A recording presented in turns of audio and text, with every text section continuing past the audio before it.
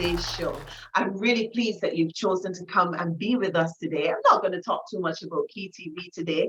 You already know that we provide a platform for small and medium-sized enterprises to come onto the show and to showcase their business. So if you've not yet booked your slot, what I will say to you is for 2021, don't miss out on an opportunity to present your business to a wider audience. Get in touch. Contact me on keyinspirations@gmail.com. The email address is right there, and book your slot for the show for 2021.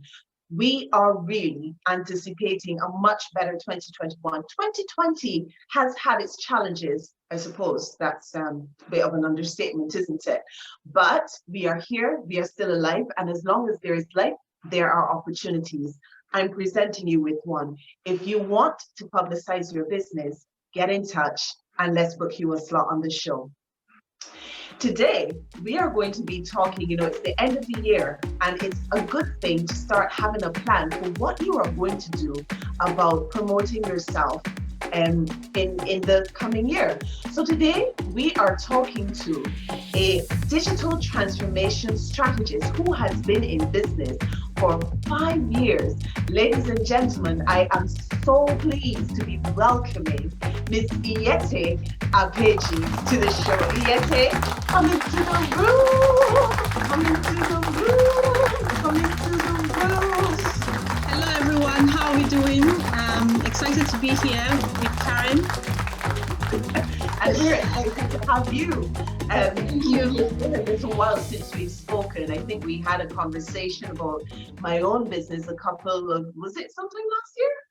No, it was about 2 or 3 years ago. 2 or 3 years ago, my goodness, yes. How long? So quick. It has gone very quickly, but it's really good to have you. So, Iyete, before we delve into what it is that you do, can you tell us a little bit about yourself? Okay, so my name is Iyete Apeji. Iyete means Her Royal Highness. I am a mom, a wife of 1 husband, and I have 3 lovely children. I live in Northern England, and I run Israeli Social, which is where I do digital transformation. What that means basically is social media, your digital marketing, all that. I help to transform you from where you are to where you need to be. Oh, that's great. So this is a case of your meeting with persons, well, of course, most of the meetings these days are virtual. So you'll meet with someone, and then what happens once you meet with a person? In fact, how do you identify a client who needs your skill set? Well, a lot of businesses always need some sort of help, and identifying them is quite easy. If you look at their social media and it's not where it should be, you look at their website, you look at, and everything they have digitally, even like things like little things like their hashtags that they use on Instagram, those kind of things make you to realize that this person actually needs your help, and you could offer your services to them. I don't usually do that because that is spammy. I wait for people to come to me. I tell people this is what I offer and allow them to decide that, okay, this is the right time for me to come to this lady who is going to work magic on my social media and my digital marketing. Who's going to work magic on my social media and digital marketing? I like that, work magic, because indeed you do work magic. All right, so you said that you don't normally approach people because you find that to be spammy. Why do you think then that there's so many others out there? I mean, I have received, more than my fair share of persons approaching me to say, I've seen your Instagram page, I like what it looks like, you can benefit from this and so on, but there's so many, why do people do that? What's the mindset that's going on? Usually it's a marketing strategy that it works for some. It's not always effective. It will depend on the person that you are actually sending the message to. Like for instance, on LinkedIn, yesterday I got someone who just sent me a message, and he says he's a video editor. And as it is, I'm looking for a video editor. So he was just like, okay. So it worked out for him because I was actually looking for someone at that very time. So it's not a strategy I employ because I don't feel comfortable with it, and I feel that it doesn't bring as much results as it could if I were just to share my expertise. Yeah. So yes, but I think that is one of the reasons why people do that, because it does work, but it takes longer and it takes a lot more effort, and it Okay. takes a lot of luck. Okay, Yeah. okay, okay. All right. Yeah. Well, that explains that then. And it's interesting how you said that you were looking for a video editor. It tends to imply that the person was having a look at what it is that you're promoting to see where where there is a need, and then contact you for that. And so is that very similar to what you do when people approach you? Then you have a look at what it is that they Yes. do, and then The first thing I do when people come to meet me, I ask them for their social handles and what they do and all that. And after that, I spend time, I look through what they're already having.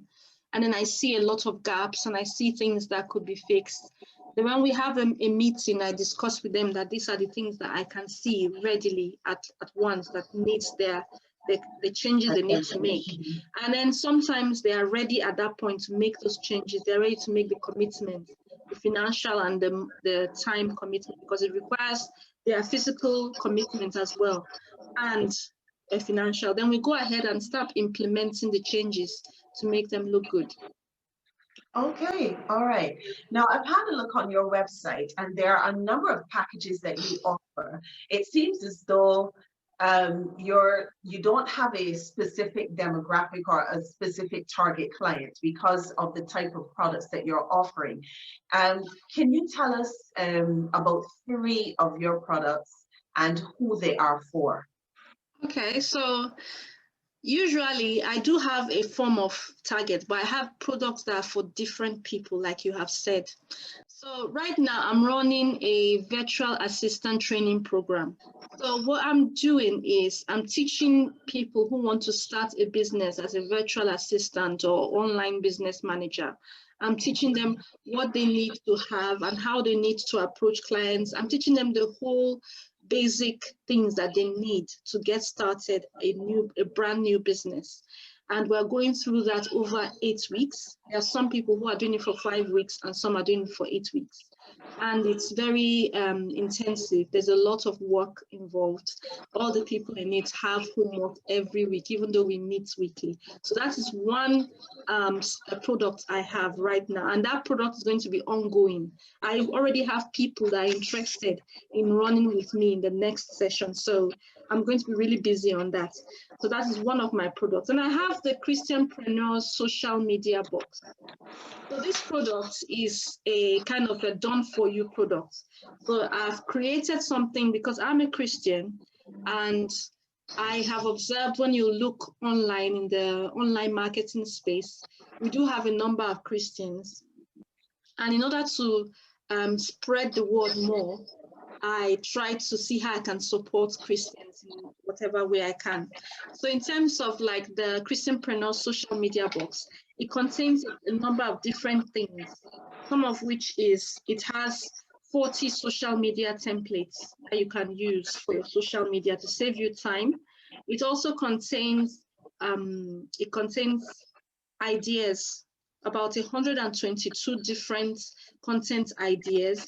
It also contains a Trello board, which you can use to organize your content for the month. That's for the year. I actually made it up till the end of December, but you can update it and make it fresh for yourself. So you have the ideas, you have the scheduler, you have the content plan, and then you also have other things like I've put together an ebook, a small booklet, which contains 52 Bible verses that you can read to encourage yourself and to inspire you and to keep you going, because the business journey is up and down. So when those verses have been compiled together so that you can read and motivate yourself, especially when things are down. or when you want to inspire someone else.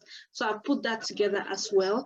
And then there is also a social media as an ultimate social media strategy plan document in there. So it's more like, it's not really a document, more like a workbook where you can complete your plan for the next 3 months. You can write it out, what you intend to achieve and how you intend to achieve it. Okay, so literally this the Christianpreneur social media box, it really is a step by step. So people who are just starting up with social media and don't really have a clue, they can purchase this from you at churches. This is or not just churches, but any Christian any Christian person in business. Whether they're just starting out or if they're trying to up their game, they can purchase this from you, and it literally is a step by step. Exactly. Yes, and it has and it has videos as well. I have 4 video tutorials in there that can help you as well to know what to do with each of the different items in case you struggle with what exactly you need to do. And this is all from a biblical perspective, with the passages of scripture and scripture foundations for why you do this particular action. Yes, exactly. I also included in the box quotes from about 150 quotes from Christian business leaders that you can use as well. Wow. Okay. And it's only $27. 27 pounds or $27? Sorry, it's $37, not 27. $37. Dollars. So that's 30 pounds. Wow. And this is a tool that you can use all year round then? Yes. I use it for some of my clients and I use some of them for myself. Like the content ideas, I use that content ideas to, whenever I want to start working on my content for the week, I open the content ideas, I pick up ideas from it, I go to my own templates that I've created and I do it. And within 40 minutes, I'm already done for the week. I've done my social media and then I'm chilling.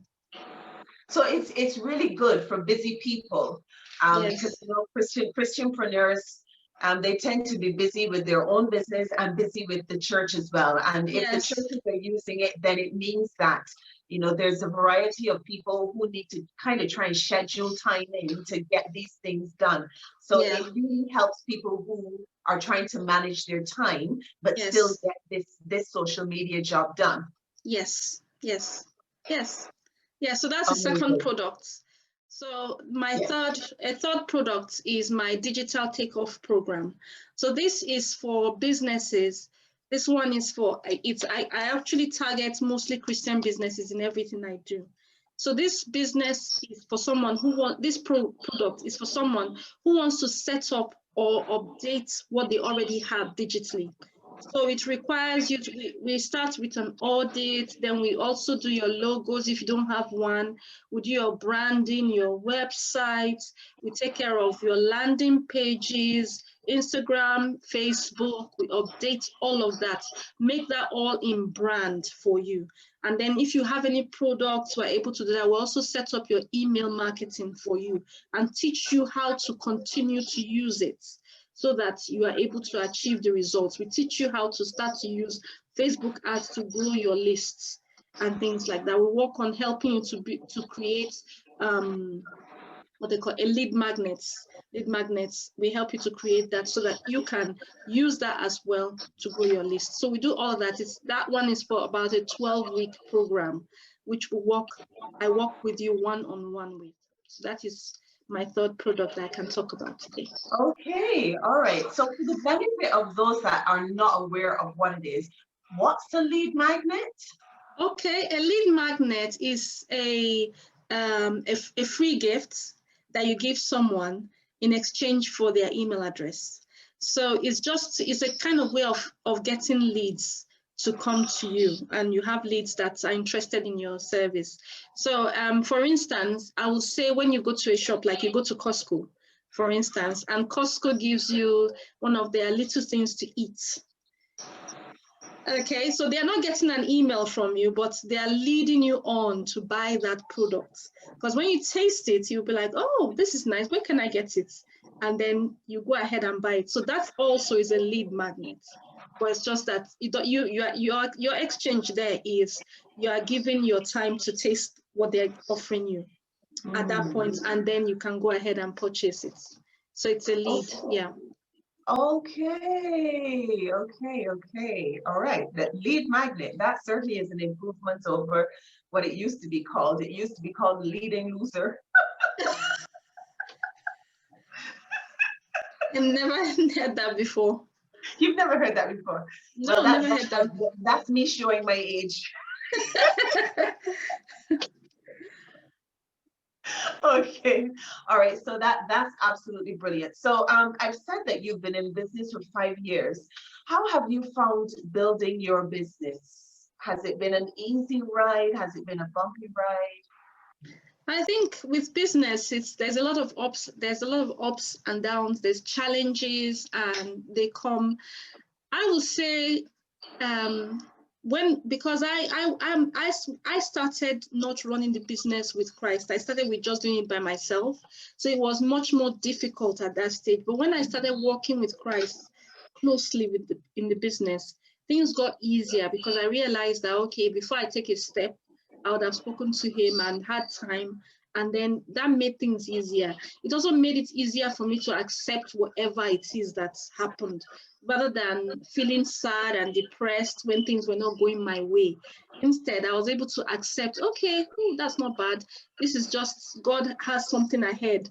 There's something that he sees that I cannot see. And then I just move on. So it gives me much more confidence, and I'm able to do the things I need to do at the time I need to do it. And the ideas too, they keep on coming because of that. It's interesting that you say you started your business without Christ and then it became easier when you included him. Does that mean that you were not a Christian when you started business? No, I was a Christian, but I did pray about starting the business, but I wasn't doing it with him. There's a difference between when you are doing a business and you just pray and ask God to bless it. You just pray and ask God to give you favor. All you're always talking about is just having God to bless it. But when you decide to do it with him, you are thinking, okay, God, what do you want me to do? How do you want me to achieve A, B, and C? What is it? How do I go about it? You have meetings with God discussing where the business is going. So it took a total shift when I did that. That's what I'm trying to say. I was a Christian. I was praying for God to bless my business. I'm praying whenever I didn't have enough clients, I'll pray, oh God, please bring clients. But that wasn't doing it with him. That was more like with asking him for blessings. It wasn't walking together with him in the journey. Walking together with him. I love that. Walking together. It's one of the things that I think it was just last Sunday I was saying to a couple of people I was talking to. One of my prayers is that I want a walking, talking relationship with Christ. So where everything that I do before I make a move, I can actually hear his voice saying to do X or to do Y. Is exactly. That the type of a synergy that you're talking about? Yes, exactly. That's what I'm talking about. So working together and making decisions with him rather than having a decision, making it, and then asking him to bless it. To bless it. Okay. It's a bit like making sure that the horse is before the cart, not the other way around. Yes, exactly. Yeah. That is a really, really good point to make, and you've actually expanded on what I was going to ask you to expand on, and so now I'm lost for a question, but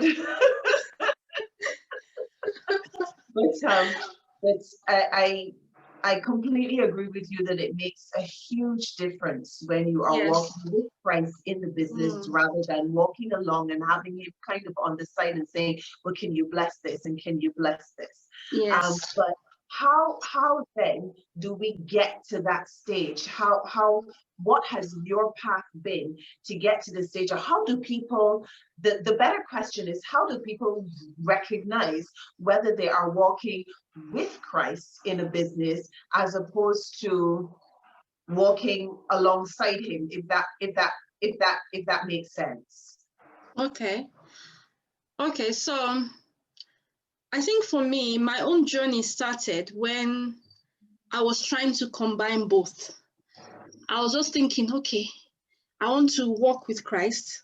At the same time, I have this business. So how do I put them together so that it fits properly? And I did a mentorship program. And that mentorship program, I learned that you walk with Christ rather than there are 5 different postures you could take. Is it that you are having life under Christ? You can have life over Christ. You know, when you have life over Christ, that means you are depending on principles on the Bible, but it's over him. It's more about you rather than him. So you can have your business over Christ. You can have it under Christ, meaning that it's a little bit different than working with him. Under him is the relationship is more like just master and servant, which Christ actually wants us to work together. You understand? So it's kind of like understanding how to work with him. So I started that. And then one of the things that I learned to put in practice was to have the business meetings with God. So those business meetings, you can do it in a formal way or an informal way. So if you do it in an informal way, that means you don't have particular time set for the meetings. Rather, you are just discussing as you go. You have breaks and you talk to God about things. When you're having your prayer life, you talk to him about the decisions you're about to make. This decision, should I go this way or should I go that way? And then you study the Bible based on that.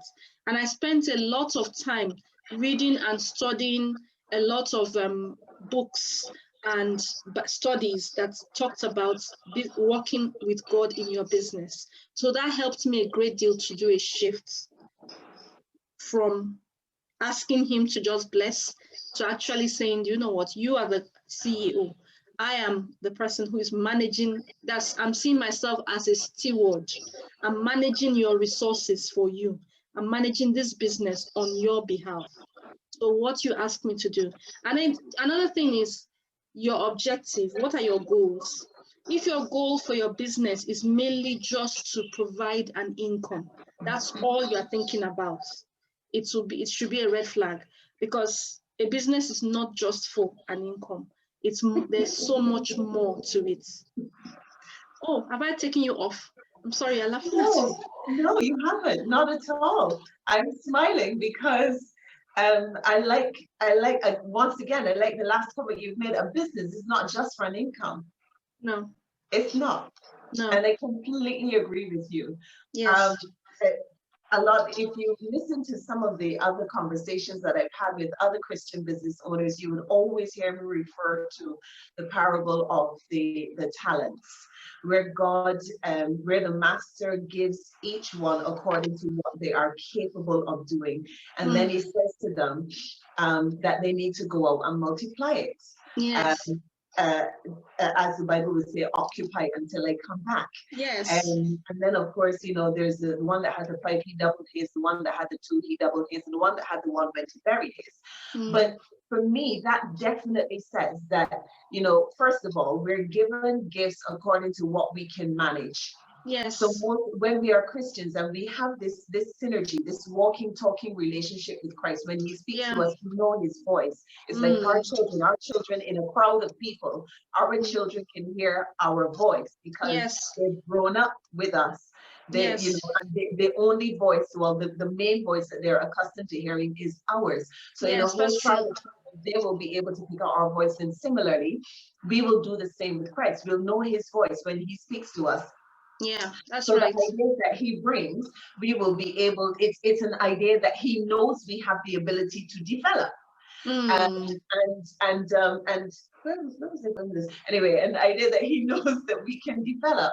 Yes. So when he gives us an idea, it's one that he knows we can take. It's never just about the money. No.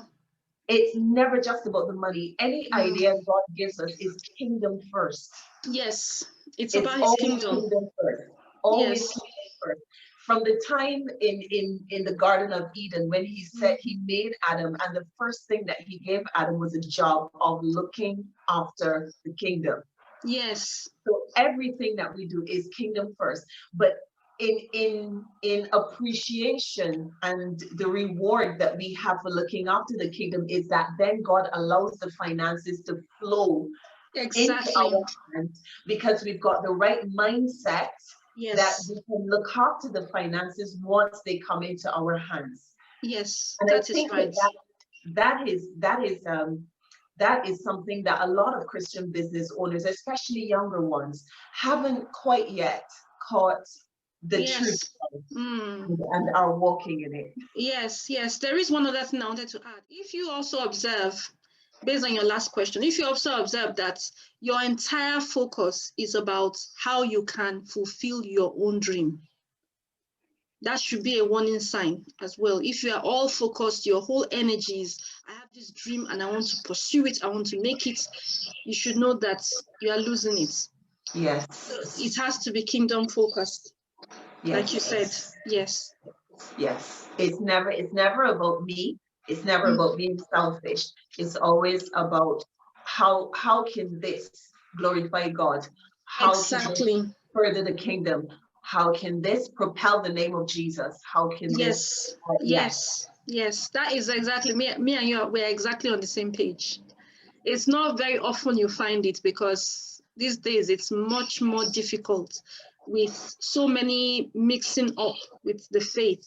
So it's really, really difficult. I find it very challenging when I'm dealing with Christians that are not focused on kingdom, and they are focused mainly on their dreams, their goals, and the financial reward. The bottom line, as they would say. Yes, exactly. It's much difficult. I find it very difficult to work with them. Okay. But you do have clients who are not Christians, and you can work with those people. Yes, I do. I do have a few clients that are not Christians, but not on things like a one-on-one project. I rarely have that, because I pray with my clients. We have prayer time, and so it's very necessary that we work together to achieve the goals in that area.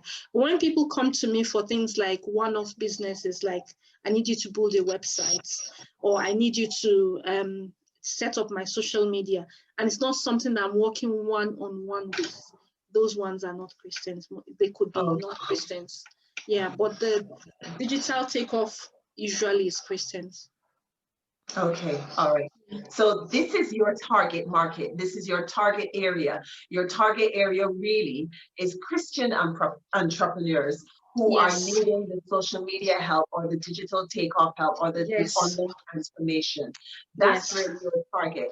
But if other young businesses come along and they need to have your skill set, you will not turn them away. No. Brilliant. Okay. Great. All right. So we're coming down to we're winding down. We're winding down. Yeah. All right. So tell us then, how do we get in touch with you? How do we get in touch with Israel Social? Okay, so you can find me on Instagram, Facebook, and LinkedIn. My handle is usually I am Iyete for both Instagram and LinkedIn. I am Instagram and Facebook. LinkedIn, you just find me, spell my name, and you find me over there. I also have, my website is Israel Social, israelsocial.co.uk. So that's how you can reach me. You can also call me on my number. You can send me a WhatsApp message. Available really. If you go to my Instagram page, I have my tree, which has lots of links. There is a link there that says you can book a discovery call, so you can as well book a call as well. And Okay. yes, That's great. And no, we're going to have all of those written out, and they're going to be pinned in the comments underneath the interview. And as well, there's going to be a slide at the end of the interview where people can pick up your social media handles and how to contact you. So there is just one more thing left to do, and this is the curveball question. okay, I'm ready. Are you sure? Yes, I'm ready. Okay, I don't think I asked someone this before, but I don't think that they actually did it, or was it? Oh yes, actually someone did do that. So let me think of something else. Right. Okay. So where are you from, Iyete? I'm Nigerian. Okay, so you're from Nigeria, and Yes. at Christmas time, is there anything special that you guys do at Christmas time? Any special meals? Any special that is reserved for Christmas time only? Not really, because most of the time, because we don't have a lot of extended family around. All right, so here's your curveball question. Imagine you are with your cousin in Kent. Actually, imagine that we don't have to social distance, and you are spending your Christmas with another family who is all out for Christmas. Like us in the Caribbean, we're all out for Christmas to do all the decorating, we put up the tree, we have special dishes that we do at Christmas time, and this is all to do with cooking. Now, you also need to imagine that you are not a person who cooks a lot, but you're with this family. Okay. You're with this family, and cooking is a main part of Christmas. All right. Okay. Yeah. So you're going to have a conversation about a specific dish that they are preparing. Yeah. So let's say you and I are going to do it together. We're going to do this together, and I am going to prepare cuckoo and flying fish. So what's your first question? What is cuckoo?